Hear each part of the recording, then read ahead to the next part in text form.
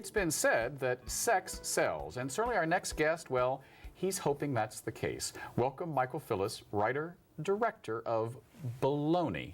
How are you, Michael? I'm great. Thank you, David. You know, I remember meeting you now 8 years ago in one of your first shows, Dolls, which from the clips I've been seeing and the photos is about as different from Baloney Folsom as you can get. Yeah, a lot has happened in the last 8 years. So Dolls was a one-man show about a doll collection talking about their owner. And since then, I've done a couple of other things, plays, TV, film stuff, and now Baloney is my latest project, and it's my favorite so far. Right. Now, you have been a professional actor for how long now? For 11 years. 11 years. Yeah. I mean, you're still kind of that fresh-faced actor on San Francisco stages, but I mean, Baloney's quite a stretch for you. Yeah, and I'd say that it took me a while to get to that comfort zone to be able to do a show like Baloney. I was very concerned about sexualizing or objectifying myself when I was younger, and now I'm a little bit less concerned about that, and realizing that there's a power in presenting sexuality on stage and on screen in tasteful ways that get conversations started. Right. Now, the play Baloney, Folsom, is an all-male revue, correct? Yeah. And it is actually sponsored by and one of the official events for Folsom. Yeah, that's right. How is it to be associated with Folsom? When I moved to town 30 years ago, Folsom was something that even as a gay man, I felt like, oh, I can't approach it. I'm not that kinky. And now there are posters and corporate sponsors for it. Oh yeah, yeah. I mean, it's one of my favorite events all year, and it's taken me a while to get to that place where I could fully participate in Folsom. You know, that was sort of a maturing on my part. Now I'm so happy to be in company with them and to have us be one of their official events, because there's nothing else like it in the world, and the fact that it happens in our city is a beautiful thing. Right. Do you think, and have you heard, being connected with Folsom, that Folsom isn't as quote-unquote gay as it used to be? Well, I have heard that, and I wonder if that's necessarily a bad thing, that getting more people involved and starting these conversations about what is sexuality, what's hot to you, is that hot to me? I don't think that that's a bad thing, to have more folks participating in a kink fetish fair. Right. Yeah. Would you consider yourself part of the kink community? I'm on my way, I would say. You're on your way.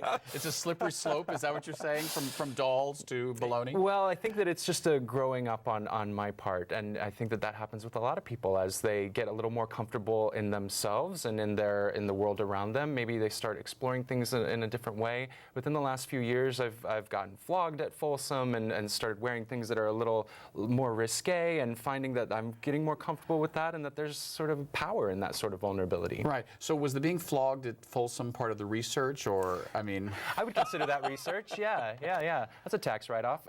No, it was by an amazing dominatrix friend of mine who took great care of me, and I was so surprised at how incredible it felt. I wasn't quite expecting that. So that's why I say, you know, like I might have some more exploration to do in this kink community. Right. The film and the book, 50 Shades of Grey, of course, has become an international phenomenon. I mean, now they're even parodying it in the wonderful San Francisco show Beach Blanket Babylon.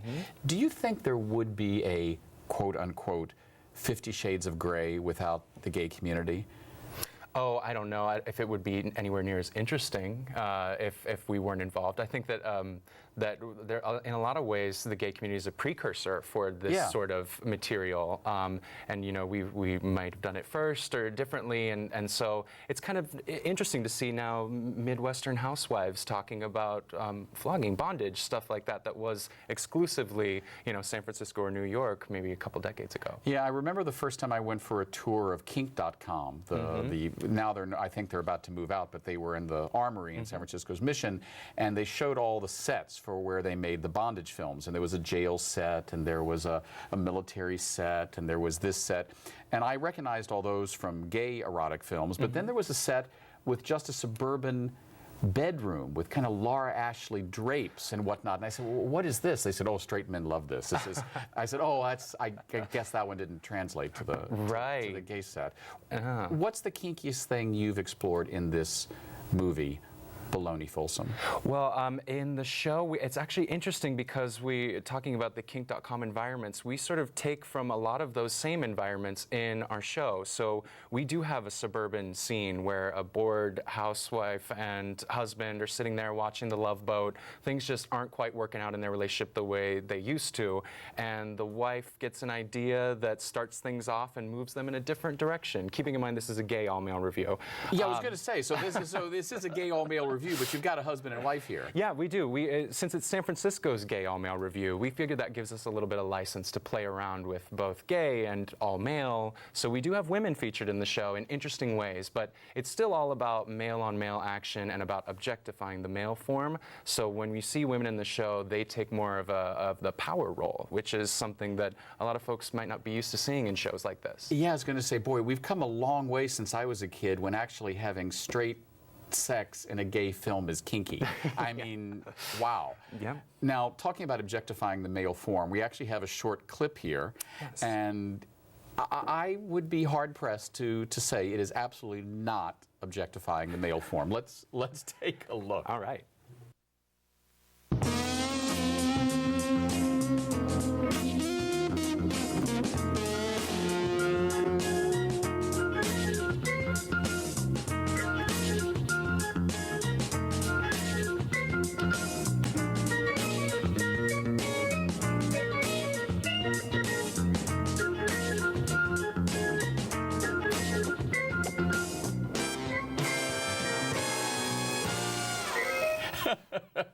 I mean, you had to drop the soap. Yeah, I mean, yeah. How could you miss that cliche? I mean, you just got to. And then that's actually the short version of the clip. You can see the longer version with what happens after that on our website, sfbaloney.com. They wash each other's back, right? Something like that. Something like that. Yeah. What has this been like for you as a director, doing something that is this erotic, working with your partner? I mean, your partner of now 7 years, Rory, Yeah. is the choreographer. Yeah. For this. Yeah, I mean, it's kind of interesting. Baloney is almost like our baby at this point. It's what we spend a lot of our time on. We love it. We've watched it grow together. We've both contributed so fully to it. And to now have this great success with it and to be able to share it with such a wide community of people, it really is one of the best feelings that either of us have had and the most fun we've had doing the show. The group's become sort of like a family at this point, and we've gone from folks being like, well, what is this show? What am I doing? What are you going to make me take off? To now, it's like, well, why don't we just be naked? Let's make a shower video. You know, like everybody's comfort level has increased with this material as we've created it. Is it stressful directing naked actors? I don't feel any stress. But they might, but I think we're having a grand old time in there. Yeah, and I'm sure it's very serious. Yes. Which is more difficult for you? Or maybe I should say, which is more fun, being behind the camera or behind the scenes or being on stage? I mean, as a solo performer, you have the unique perspective of acting in your own work, but here you're not on screen. Right. It's a very different feeling, and so going from solo performance to now ensemble pieces, that just feels so much better. To be able to share it with these guys, with Rory, with our Baloney boys, I wouldn't go back to being just alone on stage again. I think that now that we have this sort of family, I want to keep doing stuff like that. This year I also made a film which I acted in and directed, and it was very challenging to play both roles, to be able A one-man film? No, it was a multiple people, an ensemble piece called Mini Supreme. It's a story of a guy that loses his corporate job and decides to enter a kid's beauty pageant, posing as a 7-year-old girl with a growth disorder. So it's very irreverent comedy. It sounds kind of like Yentl meets Tiara. Toddlers and Tiaras. Yeah. Yeah, that meets Tootsie, a little bit of John Waters sensibility thrown in. It's a lot of fun, but it was a big challenge to both direct it and then be in it, not only in it, but also in 7-year-old pageant girl drag. It was very hard to separate those worlds and to be, serious director in 1 minute and then funny, irreverent drag pageant princess in the next. All right. So are we going to lose Michael Phillis to Hollywood? No, I'm a San Francisco guy. So Rory and I, we live here in San Francisco. I've lived here for 11 years. I'll never leave San Francisco, but I'd love to do more work outside of the city. People say that San Francisco isn't a film town, and I think that it just takes a couple of people who want to change that, and I'm one of them. Yeah, well, it's funny. People say San Francisco isn't a film town, but, probably Chris Columbus and George Lucas and Francis Ford Coppola, they'd probably say different things about that. But I hear what you're saying, that nowadays people say, well, there's not film being made in San Francisco because it's too expensive. What do you think of the film community as it exists here now? Is it lively and growing and creative? It is, but you might have to look a little more to find it. It's maybe not as blatant as Hollywood. We don't have movie billboards every block, but there's always something happening here. And I've found that if you look for it, you'll find it, both as an actor wanting to get yourself out there and as a creative type. Making my film, it was my first short film, and I found that people were more than willing to help out, to participate. You might have to build the community a little bit around your project, but if you want to make something here, I've always found that this is a place that wants that to happen. All right. How difficult was it doing erotica? I mean, I mean, you know, that scene we just saw dropping the soap, it's obviously very sexy, it's very sexual. The guys look terrible. I mean, that's, you know, a shame. But is that difficult? I mean, how do you keep focused? It is, in a way, because what sets apart Baloney from any other male revue that I know of is that it's a striptease show. I guess you could liken it to burlesque, but what sets it apart is that it has story and substance. So we don't just want to do, you know, anybody can turn on It's Raining Men and strip down to a banana hammock. We don't want to be that show. We want to be the show that has a narrative and introduces you to characters and vignettes of substance that get you thinking and also titillate you and maybe push your boundaries. So incorporating that element into it, the story element and character, that has been a challenge, but one that we've found to be so successful when we do create a piece that resonates with our audience and we get people that come up to us afterward and say, that was the hottest thing I've ever seen, or who was responsible for that number? I need to talk to them. I have issues with that. Right. You know, and we love both. We love that we're both pleasing our audience and pushing them with these pieces. So there will be banana hammocks in Baloney? Well, no spoilers, but if you come, you're probably going to see something that you like. Yeah, no matter who you are, whether you're a gay man or a straight woman, or even some of our biggest fans are lesbians. It wasn't what we were expecting, but they're loving what they're seeing in the show. Right. So yeah, there is something for everyone in this show. All right. In our last few moments, what's next for you? Well, I've got some updates coming up for Mini Supreme. We're in 8 festivals all over the world in October, which is very exciting that the work is going out and having a life of its own. In next year, I start shooting my next film in 2016, which I'm very excited about, but keeping a little bit hushed right now. And then we do have another Baloney show at the end of the year on New Year's Eve, New Year's Day, and January 2nd, and that's our Baloney Masquerade, which is going to be something unlike we've ever done before. But I'm sure there'll be a lot of flesh in that, too. Oh, yeah. Oh, yeah. You'll see what you need. All right. Thank you, Michael. Thank you. We've been speaking with Michael Phillis. Next up, a lesbian who got her start tap dancing on the Perry Como Show. Our conversation with Lynn Jassem. We'll be right back.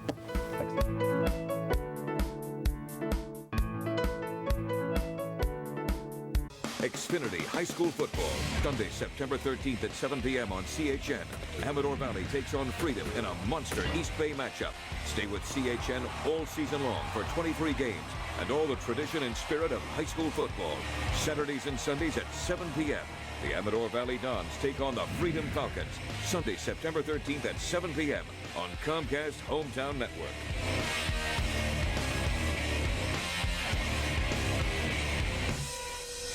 From the people who brought you underwhelming internet speeds and the people who brought you temperamental satellite television. Introducing underwhelming internet speeds and temperamental television in one. Welcome to the moment no one's been waiting for. The fastest internet and the best TV experience is already here with X1, only from Xfinity.